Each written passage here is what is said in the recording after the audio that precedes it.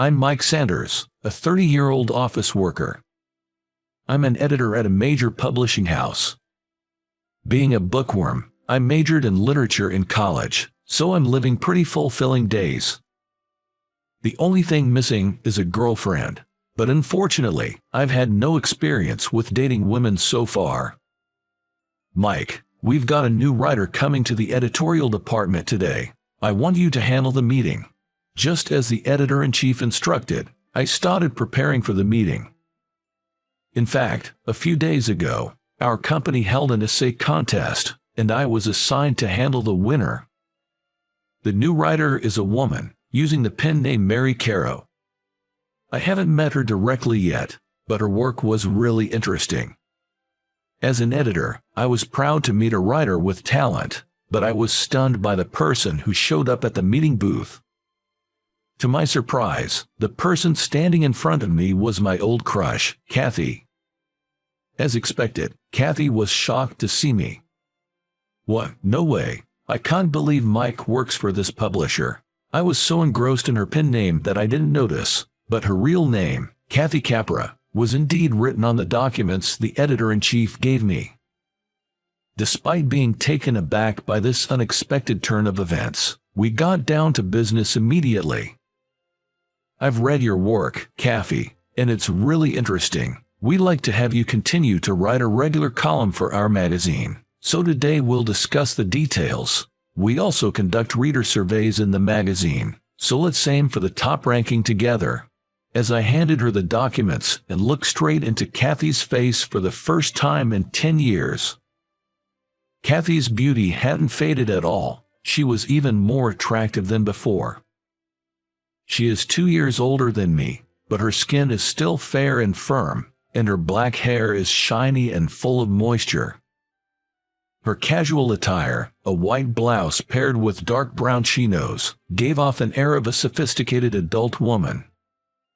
I was completely engrossed in her, listening to her explain her work. When she began to speak, her gaze still fixed on the documents in front of her.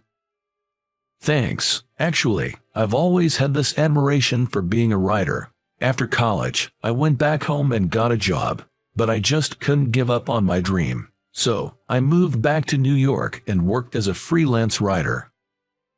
"I see. Your writing skills were definitely stand out in our club back in college." I meant it as a compliment, but the moment I said it, I noticed her face go pale. She must have remembered that incident from 10 years ago as a bitter memory. I regretted my comment immediately and tried to change the subject.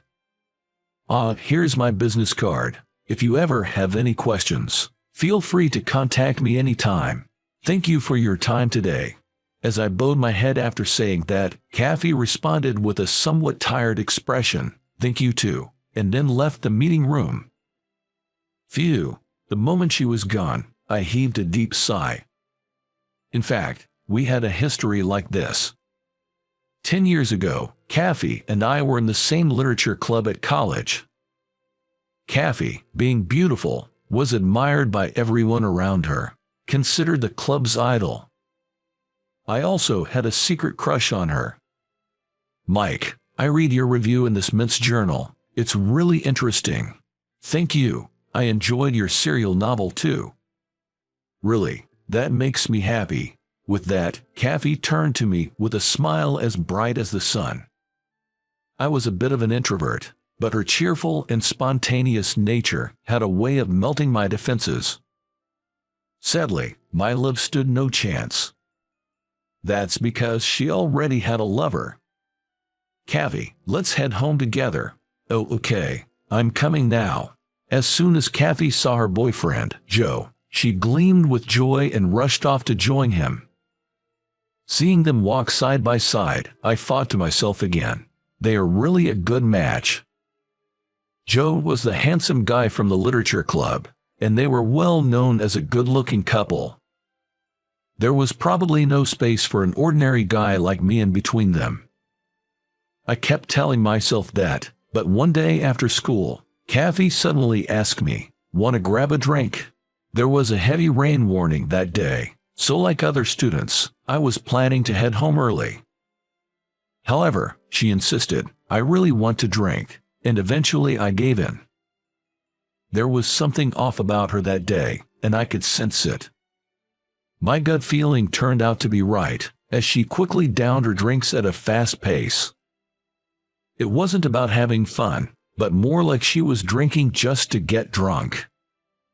Although I was worried about her, she reassured me, "I'm fine," and kept guzzling down alcohol like water. As expected, when we left the bar, a severe storm was raging. As I hailed a cab for Kathy, who was dizzy on her feet from intoxication, she looked at me with a flushed face and asked, "How are you getting home, Mike? I'll grab another cab after this." "You don't need to do that, you could just stay at my place." "How about that? Let's do it." With that, she leaned snugly against my arm. At that moment, my heart pounded wildly, like it was sounding a premature alarm. Sweet temptation from the woman I admired. I agonized over what to do, but in the end, I did not agree to it. "Kathy, if you surrender yourself to the momentum of intoxication, you'll surely regret it. Please take care of yourself." When I told her that, Kathy looked down without a word. Just at that moment, the taxi arrived. After seeing her off, I immediately began to run towards my apartment. Getting wet in the rain didn't matter at that moment.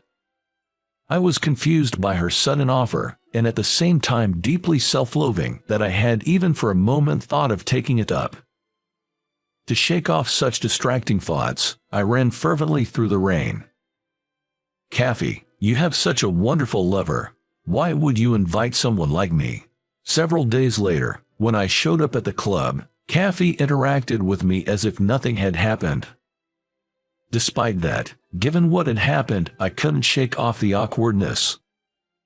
As I was worrying, the club president suddenly suggested, "Let's hang out at Mike's place for a change." Actually, my apartment was right next to the university and had become a hangout for everyone. As expected, Kathy was going to come as well, so I headed towards my apartment with everyone, feeling a mix of emotions. Oblivious to our feelings, the other members were whooping it up and having a great time. Eventually, it turned into a let's just stay the night situation, so we filled the room with mattresses and decided to have a sleepover. Because I was drunk, I fell into a deep sleep but woke up suddenly in the early morning. Just when I tried to go back to sleep, I heard a sobbing sound from somewhere, and curious, I slowly turned my gaze.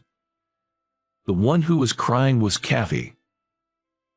Kathy. In the midst of everyone else's deep sleep, there was one person drenching their mattress with tears, my senior.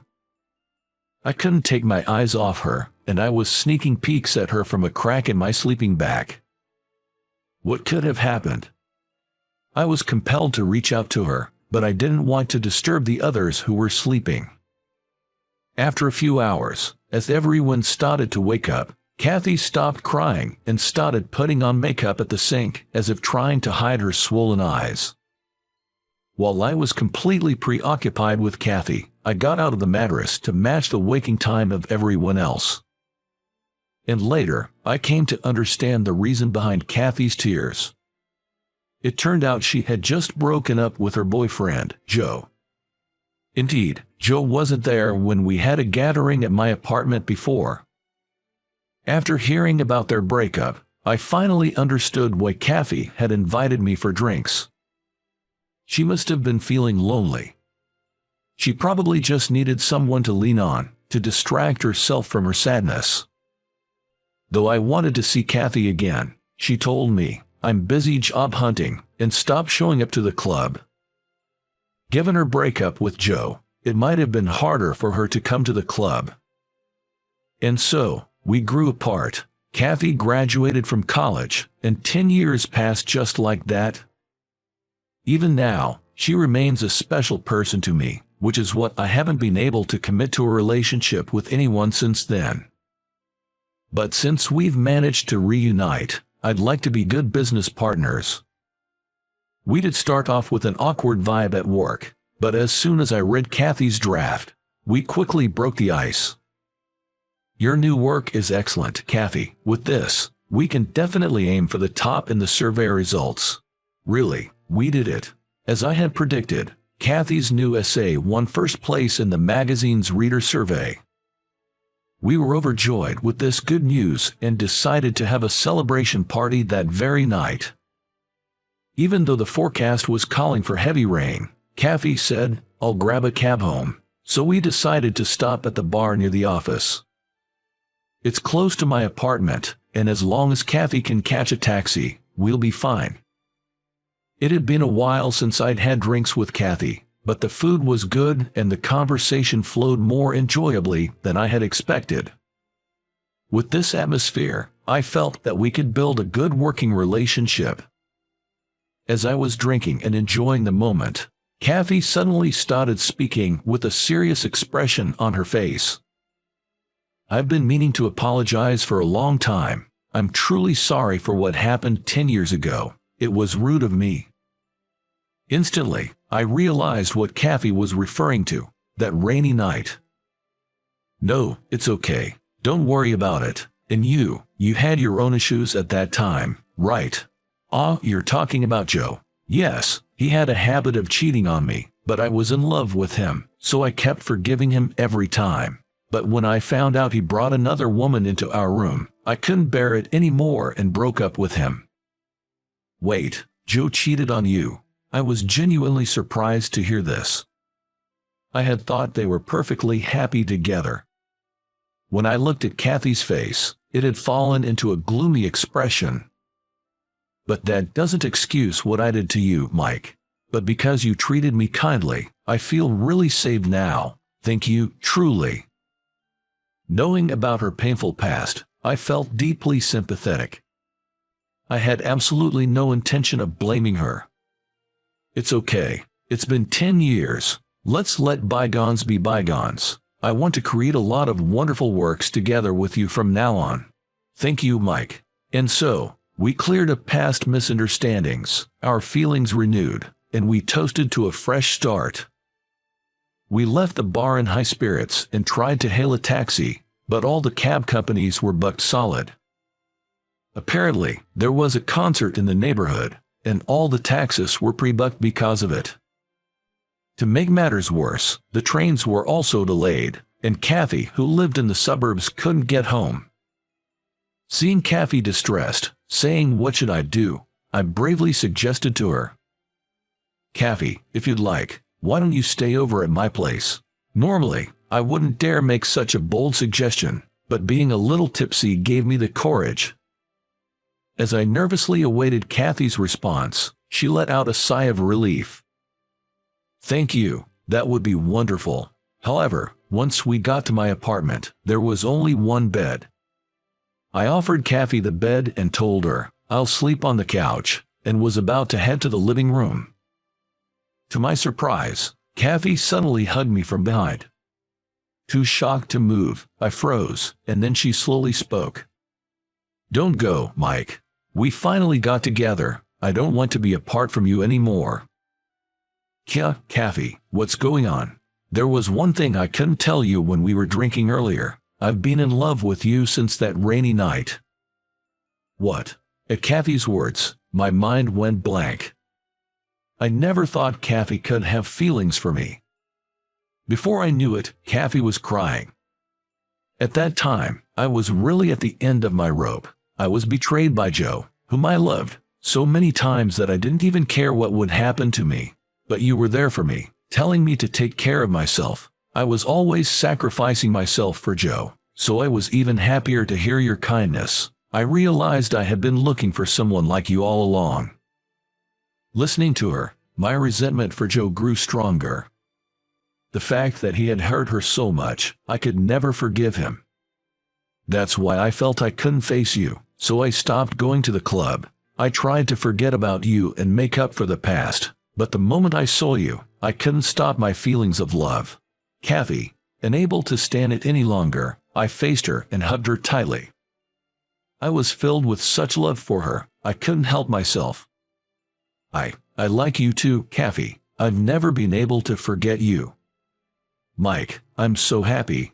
After confirming our feelings for each other, we decided to sleep together in the same bed. I remember when I insisted on going home in the heavy rain, I panicked. We really haven't grown at all, have we? With that, Kathy chuckled next to me. To which I said, well, you were pretty drunk at that time. Are you sure you won't regret it? I can sleep on the couch if you want. However, Kathy shook her head vehemently. No, I'll never regret it. After all, I truly love you. With that, she closed her eyes, so I said nothing more and stroked her hair gently. I want to make her happy no matter what. With that thought in my heart, I drifted off to sleep, ending a special night. And so, we officially began dating. Afterwards, Kathy continued her writing work smoothly, and even published a book of essays a year after her debut.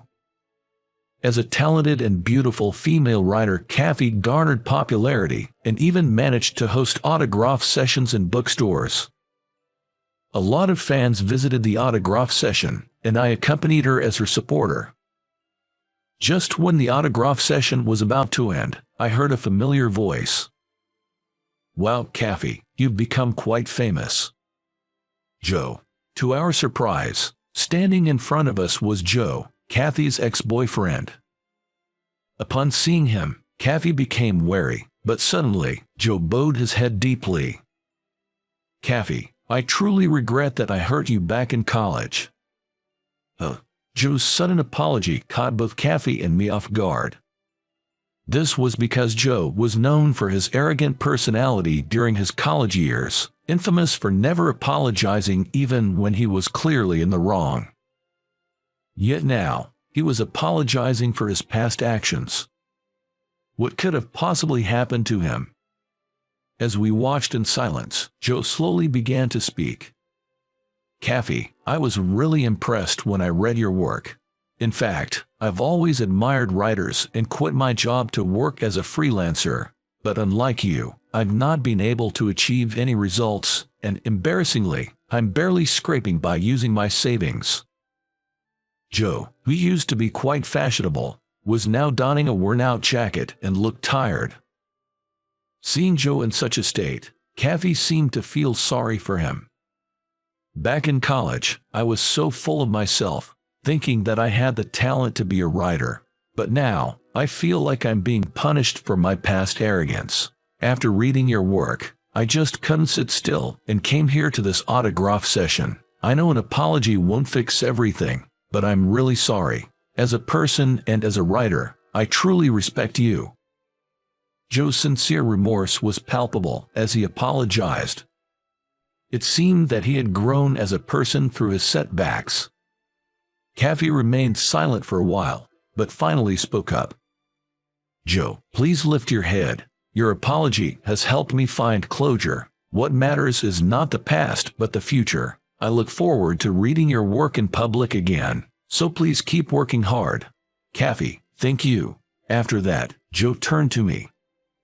You're Mike, right? Kathy's junior from college. You bring out the best in Kathy, and that's truly amazing. I'm glad that a wonderful man like you has become Kathy's new partner. Thank you for your kind words. I'm also looking forward to reading your work, Joe. After that, Joe said, as a reminder to myself, and bought a copy of Kathy's book, got her autograph, and left. We watched him leave with a sense of relief and then looked at each other. Things were tough back then, but now, even my past with Joe has become a sweet memory. That's right. Let's keep creating wonderful memories together. Saying that, I firmly squeezed Kathy's left hand. Incidentally, her platinum engagement ring gleams on the ring finger of her left hand. The Literature Club, where I met Joe and Kathy, holds many deep memories. With this day etched in our hearts, aspiring writers like us will take our first steps towards our respective futures. How did you like today's story? Your subscription and hitting the like button help to motivate us in our work. We look forward to reading your comments too. See you again in our next video.